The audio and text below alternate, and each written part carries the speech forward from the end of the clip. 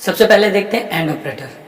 And operator दो Boolean values में comparison करेगा और दोनों का अगर रिजल्ट ट्रू होगा तो एंड रिजल्ट ट्रू आएगा, वरना एंड रिजल्ट फॉल्स होगा। For example true and true, true आएगा, ट्रू एंड फॉल्स, फॉल्स आएगा, फॉल्स एंड ट्रू, फॉल्स आएगा, फॉल्स एंड फॉल्स, फॉल्स है। तो एक भी वैल्यू फॉल्स हुई तो रिजल्ट आपका फॉल्स हो जाएगा।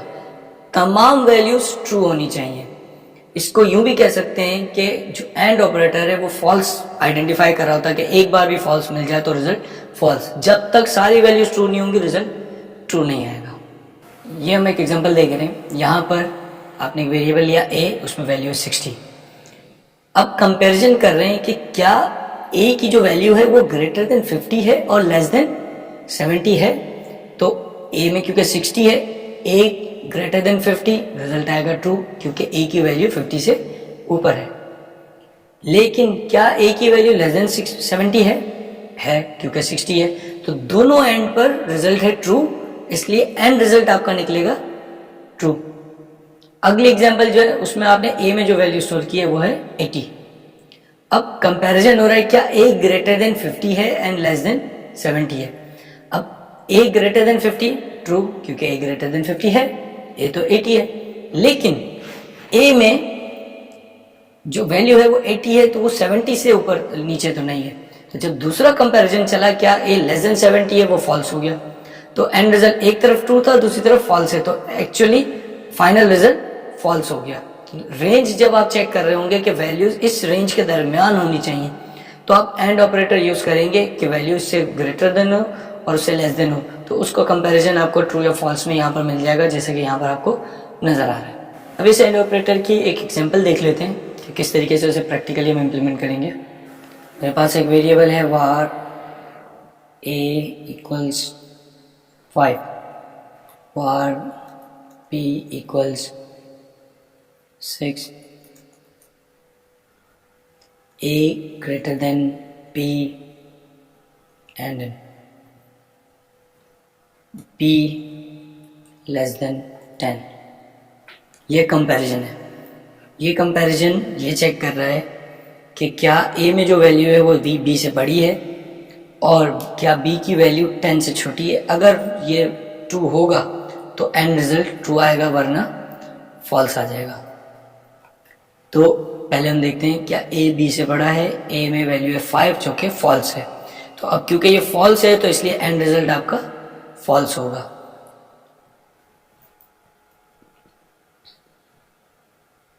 फॉल्स।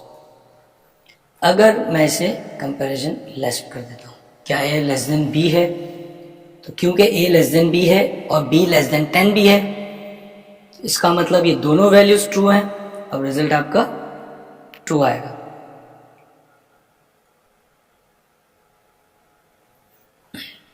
इस कंपैरिजन को आप 3 ऑपरेटर पे भी कर सकते हैं। आपने एंड लिखा, कहा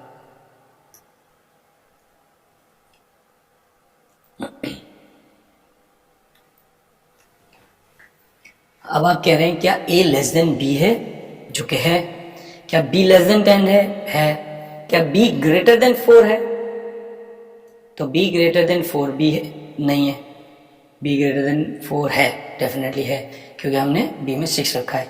तो ये तीनों कंडीशंस ट्रू हो रही हैं, रिजल्ट आपके पास ट्रू आ गया। अगर ये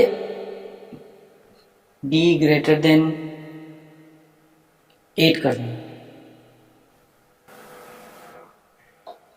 रिजल्ट हो गया फॉल्स, क्योंकि इसका आउटपुट आ रहा है फॉल्स। क्यों? क्योंकि b ग्रेटर देन 8 नहीं है। अगर मैं इसको डबल इक्वल्स कर दूं, क्या b इक्वल्स टू 6 है, क्योंकि है तो रिजल्ट ट्रू आ जाएगा। तो इस तरीके से आप मल्टीपल एक्सप्रेशंस यूज कर सकते हैं और तमाम एंड उनको एंड से कंपेयर करेंगे।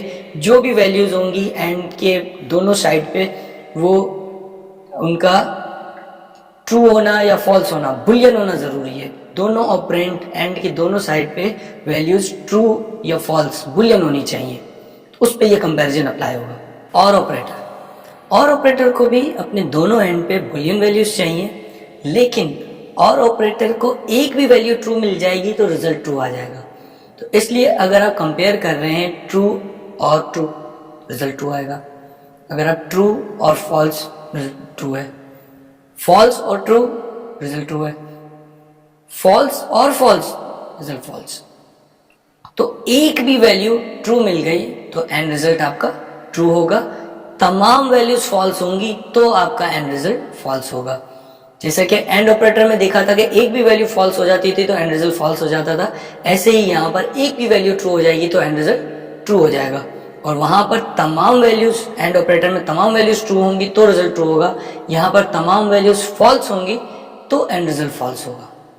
जैसा कि आप इस एग्जाम्पल में देख रहे हैं, ए की जो वैल्यू है वो 60 है। अब आप चेक करें क्या ए लेस देन 50 है और या ए ग्रेटर देन 70 है, यानी कि लेस देन 50, या तो लेस देन 50 हो तो रिजल्ट ट्रू आ जाए, या फिर ग्रेटर देन 70 हो तो रिजल्ट ट्रू आ जाए, यानी कि 50 से 70 के दरमियान की वैल्यूज आपको नहीं चाहिए।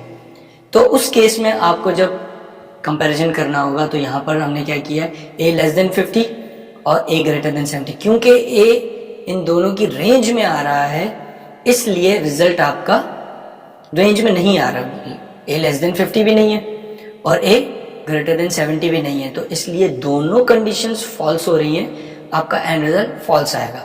लेकिन अगर आप ए में वैल्यू कर दें 80, अब लेस देन 50 तो नहीं है लेकिन ग्रेटर देन 70 है, तो इसका मतलब ये कि 50 और 70 की रेंज से बाहर है, तो इसलिए एंड रिजल्ट ट्रू आ रहा है। तो लेस देन 50 नहीं था तो फॉल्स हो गया, ग्रेटर देन 70 था रिजल्ट ट्रू हो गया, इस वजह से आउटपुट आपका ट्रू हो जाएगा। अब हम इसकी एक एग्जांपल देखते हैं। मेरे पास वेरिएबल है var a equals to 5, var b equals to 6, var c is equals to a less than 10 और a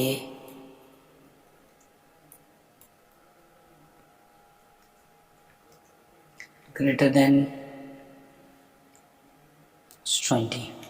इस वक्त हमने क्या किया है कि a को चेक कर रहे हैं और a की अगर रेंज लेस देन 10 हो और ग्रेटर देन 20 हो, यानी कि 11 से 19 के दरमियान ना हो, तो जो है 10 से 20 के दरमियान ना हो तो रिजल्ट ट्रू आना चाहिए। अब अगर इसको मैं एग्जीक्यूट करूँगा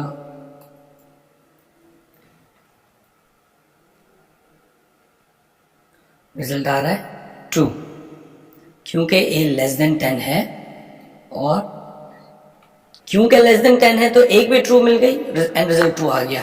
दूसरी वैल्यूज बेशक फॉल्स है लेकिन एक भी ट्रू आ जाएगा तो आपका एंड रिजल्ट ट्रू आ जाएगा। अगर मैं इसे 50 कर देता हूं, अब लेस देन 10 नहीं है लेकिन ग्रेटर देन 20 है तो भी रिजल्ट ट्रू है।